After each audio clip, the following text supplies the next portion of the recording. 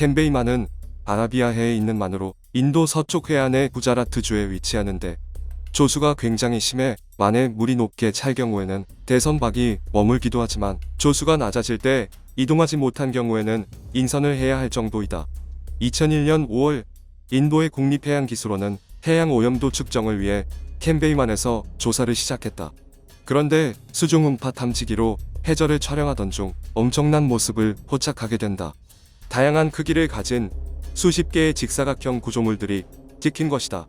이 사진을 본 해양학자들은 흥분을 감추지 못했고 사진 속의 장소가 바다 밑으로 가라앉은 고대 도시라고 추측했다. 이에 인도 정부는 인도 해양 고고학의 최고 권위자였던 라오 박사를 책임자로 임명하고 100여 명의 전문가들을 투입해 본격적인 조사를 시작했다. 조사가 시작되자 놀라운 사실들이 드러났는데 길이 9km, 너비 3.2km에 달하는 거대한 해저 도시가 캔베이만 해안으로부터 20km 떨어진 수심 36m 지점에서 발견된 것이다. 고대 도시 유적은 과거 강가로 보이는 곳에 펼쳐져 있었으며 거대한 직사각형 암석들로 매우 정교하게 쌓인 성체가 도시 전체를 감싸고 있었는데 도시 안에는 누군가가 생활했던 흔적들이 그대로 드러나 있었다. 대형 좌대를 갖추고 있어 거대 도시로서의 면모를 보이는 이 해저 도시는 강이 흘렀을 것으로 추정되는 곳에 돌로 만들어진 댐의 흔적이 남아있었고 전쟁에 사용된 것으로 보이는 전망대와 수많은 사람들의 식량을 저장할 수 있는 곡물 창고, 올림픽 수영장 크기의 공중 목욕탕도 있었다. 심지어 주거지로 추정되는 직사각형의 지하실들이 밀집된 지역에는 지금의 하수도 시설과 매우 흡사한 통로와 도로 시설의 흔적이 남아있었는데 뿐만 아니라 라오 박사의 탐사대는 실생활에 사용된 것으로 보이는 도자기, 목각, 조각상, 보석, 벽돌 조각 등 무려 2000점에 달하는 유물들을 발견했다. 그중 가장 주목받은 유물은 정체를 알 수 없는 문자가 새겨진 석판이었다. 석판에 새겨진 문자는 다른 어떤 문자와도 비슷한 점이 없었는데 라오 박사는 문자가 존재했다는 것은 해저 도시가 문명화된 도시였다는 것을 보여주는 대표적인 증거라고 주장했다. 새로운 문명 도시의 발견은 전 세계에 관심을 불러모았고 일각에서는 인도에 지금까지 알려진 적이 없는 새로운 문명이 존재했으며 인류의 문명사는 다시 쓰여야 한다고 주장했는데 얼마 후 복원된 도시의 모습이 인더스 문명의 고대 도시인 하라파 유적과 닮았다는 주장이 제기됐다.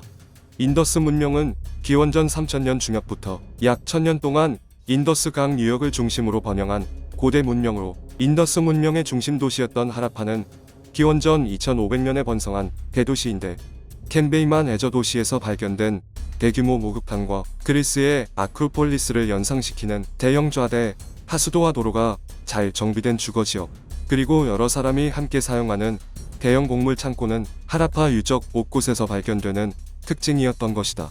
무엇보다 캔베이만 지역이 인더스 문명의 영향권 안에 들어있었기 때문에 학자들은 캔베이만의 해저 도시가 하라파와 같은 인더스 문명의 일부이며 대규모 지각 변동과 같은 특정 원인으로 인해 바다 밑으로 가라앉은 것이라고 추측했는데 하지만 유물의 탄소 연대를 측정한 결과 아무도 예상하지 못한 뜻밖의 결과가 나왔다.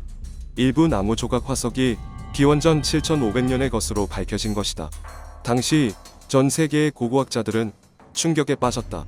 지금까지 인류의 가장 오래된 도시 문명은 기원전 4000년에서 3500년경의 메소포타미아 문명인데 만약 기원전 7500년이라는 연대 측정이 맞다면 캔베이만 유적은 세계 최초의 도시 문명이 되는 것이며 인류의 문명사가 4000년이나 앞당겨지는 것이다. 이런 인류의 문명사를 뒤흔드는 충격적인 발표는 전 세계에 큰 파장을 일으켰고 캔베이만 해저 도시에 대한 논란은 더욱 뜨거워졌다. 그렇다면 이 해저 도시의 정체는 과연 무엇일까? 고고학자 그레이엄 핸콕은 캔베이만 유적이 인도 신화 속에 등장하는 고대 사원이라고 주장했다. 그가 증거로 제시한 신화는 수백 년 전부터 인도에서 전해 내려온 7개 사원에 대한 전설이었는데 아주 오랜 옛날 아름다운 대도시가 있었다. 어느 날 그 도시의 아름다움을 질투한 신은 홍수를 일으켰고 도시에 존재하던 7개의 거대한 사원 중 6개가 파괴되고 하나의 사원만이 남게 됐다. 하지만 세월이 흐른 뒤 그 사원마저 바다로 침몰해 자취를 감추었다. 그레이엄 핸콕은 전설 속에 마지막까지 남아있었던 사원이 바로 캔베이만 유적이라고 주장했다. 실제로 캔베이만 유적에는 길이 200m, 폭 40m의 거대한 좌대가 갖춰져 있었는데 이것이 바로 제사를 지내는 제단이었다는 것이다. 그뿐만 아니라 제단으로 추정되는 건축물과 멀지 않은 곳에서 사원으로 짐작되는 3층 높이의 건축물도 발견되었다.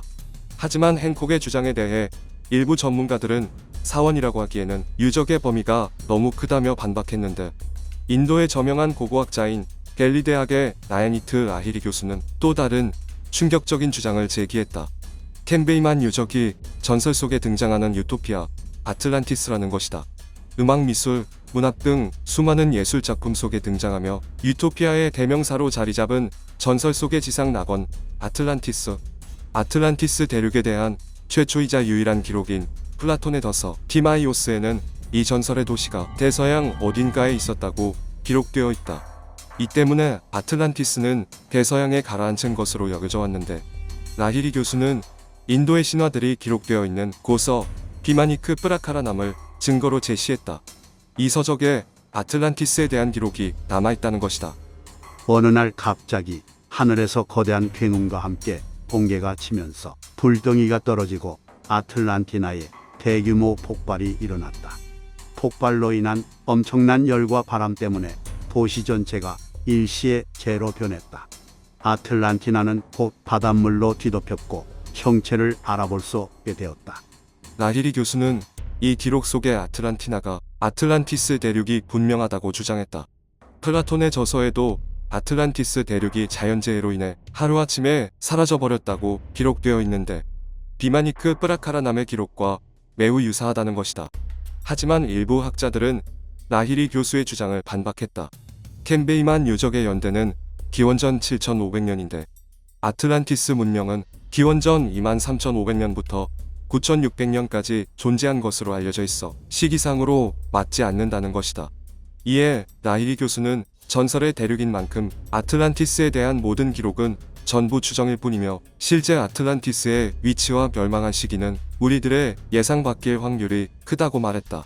그런데 여기서 중요한 문제는 따로 있다.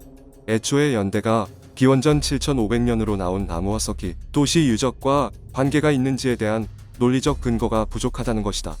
유적이 발견된 캔베이만 근처는 조수간만의 차가 크고 물살이 센 곳이어서 이 나무 화석이 서아시아의 중동 지방으로부터 바다를 통해 밀려왔을 가능성도 무시할 수 없다는 것이다. 미국 펜실베이니아 대학의 그레고리 파실 교수도 캔베이만의 급격한 조수운동을 지적하며 문제의 나무 화석과 해저도시 유적 간의 연관성에는 아무런 과학적 근거가 없다고 말했는데 또 다른 문제는 강한 조류 때문에 잠수부가 접근할 수 없어 해양 고고학자가 실제 현장을 조사하지 못했다는 것이다. 인양된 유물도 고고학적으로 발굴된 것이 아닌 기계로 건져 올리기만 한 것이며 유적의 실제 모습을 찍은 사진이었고 수중 음파 탐지기로 찍은 사진밖에 없는데 빠른 조류로 인한 진행 때문에 물이 탁해 ROV를 이용한 수중 촬영도 할 수 없었다. 그래서 현재 많은 고고학자들은 그곳에 사람이 살았던 것은 맞지만 문명이 아닌 구석기나 신석기 시대의 유적일 것이라고 보고 있다.